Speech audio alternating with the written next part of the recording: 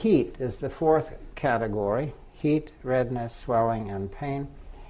Heat comes from the warm inner blood of the torso to now these cooler external joints, areas like the joint, and they feel warm. So this is the inflamed joint. Now, as a chemist coming into medicine and having the medical school next door, and it's a wonderful place to be part of a university because you have free consultants all over the whole university. But not only that, you have people that will argue with you at every turn, and that's part of science. That's part of the wonderful aspect of science. Expect it if you are going that way, become part of a university faculty, expect arguments. That sharpens your wits and your ideas and your conclusions. Well, I said, now you get magical results if some of the synovial fluid of the joint is withdrawn and then a fluid injected that contains one of the cortisone family medications. What happens? And they say this: the blood vessel now shrinks back to its normal diameter and the blood vessels no longer stay leaky. So it reverses the situation that comes with inflammation. The leaks are now fixed. Then the swelling goes down through the sewer system of the body. As the swelling goes down, so goes the pain, hence the magic of cortisone. I'm interested in cortisone, and in our discussions it's quite there because I'm in a hurry. My wife is hurting, and so it's like a laboratory at the university when we study inflammation, and another laboratory when I come home and to see my wife hurting. Then I said, why don't you use cortisone better, more frequently, and so forth? Oh, we can't do that because we got side effects.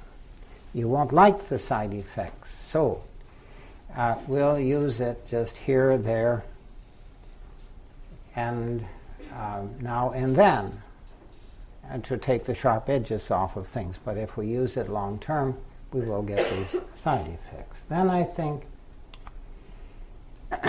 we better study it a little bit further, because I asked them, is there anything else in the body that will control inflammation? And they say no. All right, then I think there's something wrong with our thinking. So let's go over some of these basic concepts now that are accepted throughout the world. Cortisol is the major player of the cortisone family made by the body. The body actually makes two in the adrenal glands, right where I have my hands. There's like a cap on the top of each kidney, the adrenal cortex, that produces cortisol and cortisone. So there is an actual compound, cortisone. The physician and the lay public will use the term cortisone to represent anything, the synthetic cortisones and the natural one. And so that's non-specific. But here we can be specific. It's cortisol is the big player in the exudate of the two adrenal glands. It also has the name hydrocortisone. And that's, of course, to confuse college students and to flunk them on exams if they're not awake and during exams like this. Cortisol and hydrocortisone are two names for the same steroid. It's made by the body. It controls inflammation perfectly, all aspects of it. From the work of Dr. Kirwan in Great Britain, Bristol, we know it reduces joint destruction in low doses, but in high doses it speeds joint destruction. Well, now we can define cortisol as a hormone of the body. It fits the definition of a hormone perfectly. So, a hormone can't have side effects. Now we have the world saying that cortisol does have side effects, but in theory, it cannot have side effects as a hormone, because as the body functions, your body and mine, it has cortisol in it at all times of the day and night. And you do not have side effects of cortisol. So now I move into the realm of being a rebel. And so I'm convinced that this is so. Well, you folks have to do thinking on this. Then what is it that the physicians are observing that creates the paradigm cortisol has side effects? Overdosage. Because they didn't know how to use it. Then would be the alternate hypothesis, and that's the one that I suggest that you use today. So now we can teach you about endocrinology.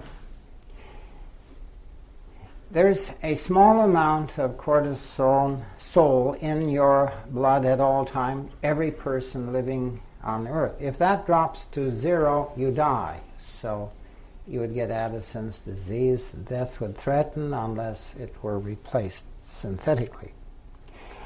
There's a ripple along the bottom like waves.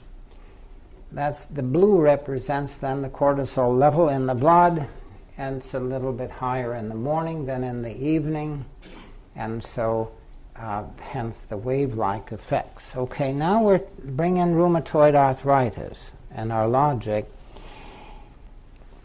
Helen, as a child, had no arthritis, and as an adult, she became one of the most chronically ill arthritics in the world. She is alive, therefore she has the daily production cortisol. She has the wave on the bottom, by definition. It's been checked many times in literature, and I assure you that it turns out normal for the most part. Then, if cortisol is the only thing that will stop inflammation, then it must have another function within the body, another use. In other words, the body uses it in 2 ways, not just one. So we're making several assumptions deep here, but I'm in a hurry. And then let's define inflammation in 2 ways, the good inflammation and the bad inflammation. So the rheumatologist will look at it as the bad inflammation and give people with arthritis anti-inflammatory agents, meaning against arthritis, against inflammation, And the implication of that is long-term inflammation is destructive and we should quench it. But if you go and study inflammation, it's an essential response of the body to stress, infection, allergy, and injury. Big 4. Then the question is inflammation ever beneficial to the body? And the answer is most certainly yes. Go back a few projections and you'll see the leaky blood vessel concept and Dr. Baldwin's work. She has beautiful projections showing how cells will squeeze through those little holes. The cells that are most important in coming out those little holes are the immune cells. That whole progression of cells that defend our body against infection. So then the inflammation allows leaky blood vessels in the area where there is a problem, and that inflammation or the leaky blood vessels allow the immune cells to come in that are normally trapped within the blood vessels. And so then good short-term inflammation helps us to quench infections that could kill us. We need inflammation. Yet inflammation is arthritis that destroys our body. Now let's separated.